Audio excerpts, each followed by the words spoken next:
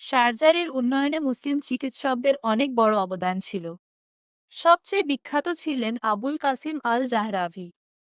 তিনি প্রায় 1000 খ্রিস্টাব্দে আধুনিক সার্জারির অনেক যন্ত্র তৈরি করেন এবং অপারেশনের নিয়ম লিখে বই প্রকাশ করেন।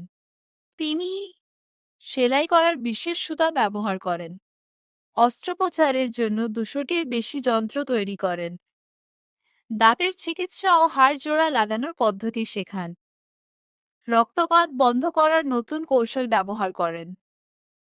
তার লেখা বই ইউরোপের ডাক্তাররাও বহু বছর ধরে পড়তেন।